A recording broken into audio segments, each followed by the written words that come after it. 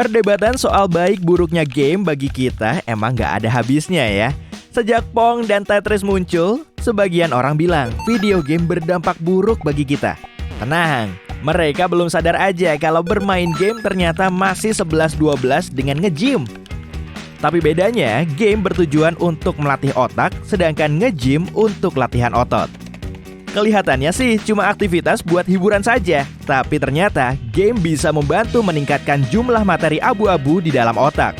Bagian dari sistem saraf pusat ini bertugas mengendalikan semua fungsi otak. Atau lebih spesifiknya, bertanggung jawab dalam pengendalian otot dan persepsi sensorik yang meliputi fungsi ingatan, pendengaran, penglihatan, emosi, komunikasi verbal, pengambilan keputusan, dan pengendalian diri. Pokoknya semua fungsi terpenting di dalam tubuh kita. Jadi, kita perlu banget nih menjaga kesehatan materi abu-abu, karena dengan begini, proses berpikir kita akan lebih cepat. Kesehatan dan kualitas hidup kita juga bisa membaik. Peneliti dari University of Rochester, New York menyimpulkan, video game bisa membuat para pemainnya lebih peka terhadap lingkungan di sekitar mereka.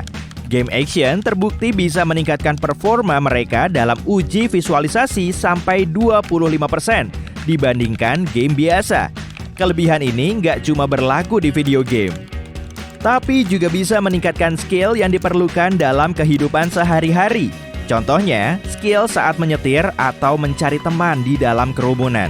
Tetap aja sih, kamu nggak serta-merta harus duduk berjam-jam atau malah berhari-hari di depan konsol dan PC hanya untuk bermain game agar otakmu makin encer. Para fans berat game dan dunia fantasi nggak perlu lagi lah merasa bersalah setelah asik bermain game. Nah, apa kamu masih pusing menentukan tujuan hidupmu? Berarti udah saatnya tuh kamu mencari hobi baru dengan bermain game. Mereka yang biasa bermain video game tahu betul caranya memperkirakan kemajuannya sendiri, karena semuanya memang terukur. Akan ada poin, level, tujuan, dan sasaran. Semua informasi ini harus diproses sehingga gamer bisa melacak kemajuan dan menetapkan tujuannya. Di banyak game juga diberlakukan misi harian. Kalau sampai melewatkannya sehari saja, si gamer gak akan dapat hadiah. Karena inilah mereka mengintegrasikannya ke dalam aktivitas harian. Sebagian gamer hebat juga menetapkan kebiasaan atau rutinitas kecil yang harus dilakukan setiap hari. Kepuasan yang mereka rasakan setelah mendapat skin atau senjata baru bisa memotivasi mereka untuk melalui semua kebosanan. Mungkin saja saat harus ngobrol lama lewat telepon, mereka juga nyoret-nyoret buku hanya untuk mencari kesibukan. Sekarang ini, kita lebih banyak terisolasi dari orang lain secara fisik. Game bisa menghadirkan pengalaman menarik bersama teman dan keluarga si gamer. Dengan menghabiskan banyak waktu bersama teman, mereka akan mendapatkan banyak manfaat. Yang terpenting, pakai headset. Dengan bermain game online, mereka juga bisa berinteraksi dengan banyak orang di seluruh dunia. Mereka akan bertemu dengan orang-orang yang punya beragam kepribadian dan bahasa, lalu bisa meningkatkan kemampuan komunikasinya. Mereka yang kesulitan berkomunikasi langsung dengan orang lain pastinya akan sangat terbantu. Misalnya saja, teman mereka tinggal di kota lain atau di luar negeri. Metode komunikasi modern seperti ini bisa meningkatkan skill dan rasa percaya diri saat harus berinteraksi langsung dengan orang lain. Apalagi kalau kamu termasuk pemalu dan sulit memulai percakapan. Selain itu, kalau kamu mau mempertajam ingatanmu, jadikan video game sebagai top listmu ya. Sebelum memulai permainan, kamu harus memperhatikan dan mengingat-ingat petunjuknya. Kuasai juga tombol pada keyboard atau joystick agar karakter dan objek di dalam gamemu mudah digerakkan, sampai kamu menghafalnya di luar kepala. Dijamin deh, ingatan dan ketangkasanmu akan naik level. Pasti sulit ya mempelajari cara kerja video game sambil memainkannya langsung. Seringnya, kita cuma mau fokus untuk menyetir mobil, membangun rumah, atau mengikuti pertempuran secepat mungkin. Meski begitu, belajar sambil bermain game bisa jadi kesempatan emas loh. Nggak termasuk orc di level 17 yang nggak tahan dengan ramuan api sih. Sejak awal, para pembuat game sudah tahu kalau video game nggak cuma bisa meningkatkan skill membaca atau berhitung. Dan benar saja, game yang beredar saat ini juga menyisipkan pengetahuan soal masak-memasak, ekonomi, sejarah dunia, politik, sains, sastra, arsitektur, dan bidang lain yang bisa saja sulit diakses. Banyak di antaranya juga menyertakan peristiwa bersejarah pada alur ceritanya. Apalagi dengan banyaknya peristiwa yang berseliweran ini, game bisa mengambil inspirasinya dari situ. Sejarah bisa dihidupkan di hati para gamer, sehingga mereka bisa semakin berminat untuk mempelajari suatu zaman, tokoh sejarah, dan alam semesta. Coba deh, mulai mainkan game dinosaurus. Tahu-tahu kamu sudah mempelajari semua spesiesnya di internet. Game action sangat mengandalkan kecepatan. Karakternya bisa saja berlari-lari menghindari serangan yang berasal dari segala penjuru, sambil melihat peta agar tetap tahu kalau dia melewati jalan yang benar. Banyak gambar dan peristiwa yang berseliweran di monitor cuma bisa diamati dari ekor mata. Tentunya sulit kan bermain game dalam kondisi seperti ini? Jadi, pertimbangkan juga ya, kamu perlu sering-sering memainkan game yang sama agar reaksi otak terhadap jemari dan tanganmu semakin responsif. Aktivitas yang dilakukan berulang kali bisa merangsang koneksi antar sel otak, sehingga terbentuklah jalur saraf di berbagai belahan otak. Makin sering kamu berlatih, akan semakin kuat jalur sarafmu.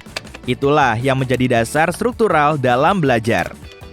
Aktivitas yang berkali-kali kamu lakukan bisa mengubah struktur otak.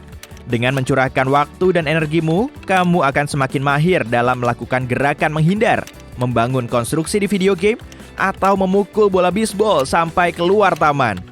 Aktivitas fisik dan bermain game biasanya nggak dilakukan secara bersamaan. Memangnya kamu bisa jogging sambil berburu monster? Meski begitu, dengan realitas virtual di masa depan, tubuh kita bisa saja lebih fit saat bermain game daripada saat nge-gym. Kebanyakan konsol besar sudah dilengkapi dengan teknologi yang mendorong pemainnya untuk tetap bergerak dan berdiri. Saat ini, ada juga game seluler yang bisa dimainkan di dunia nyata. Pemainnya bisa merasakan pengalaman menyusuri kota, menemui teman-temannya, dan mencari harta karun yang tersembunyi di tempat rahasia. Jadi, kamu bisa tuh menjadikan video game sebagai alasan untuk lebih mengenal lingkunganmu atau keluar rumah selama beberapa jam. Oke, kemana lagi nih game akan membawa kita? Nggak bisa dipungkiri, kita semua pasti menua. Seiring bertambahnya usia, kita akan merasakan kesenangan sekaligus kengenesannya. Sama seperti tubuhmu, otak juga perlu tetap fit. Teka-teki silang, permainan papan, dan sudoku memang bisa merangsang otak. Tapi video game justru lebih ampuh lagi. Selain bisa membuat jalur saraf di otakmu, game ternyata mampu menjaga ketajaman dan penyesuaian otak kita.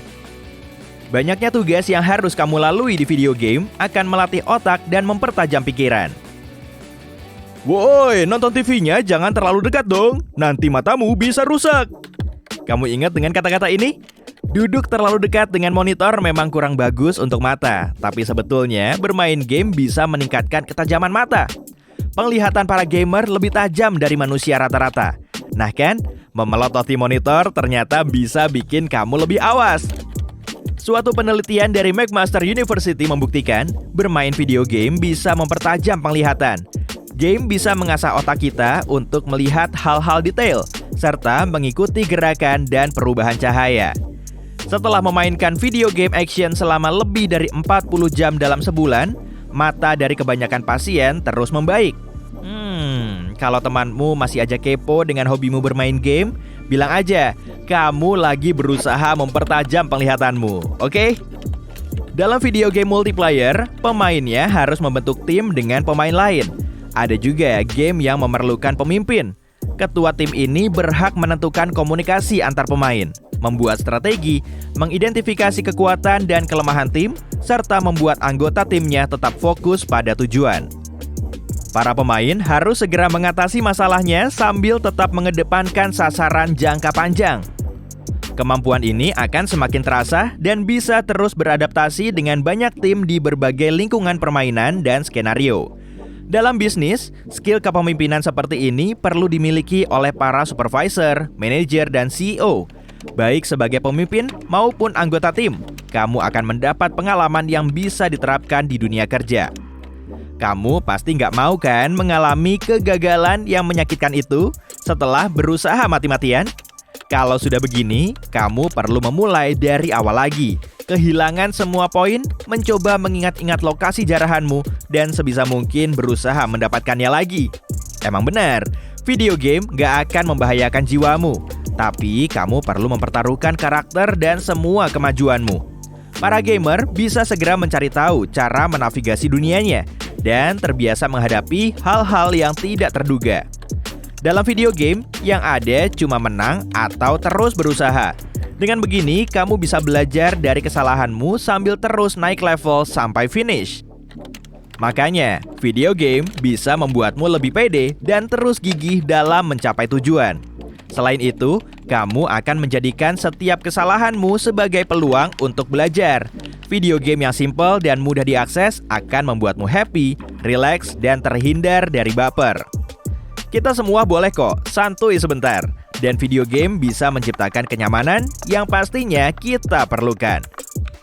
Gak ada salahnya kok kalau kamu mau bersenang-senang. Ada banyak game simple yang bisa kamu pilih dan mainkan sejenak, biar jadi mood boostermu.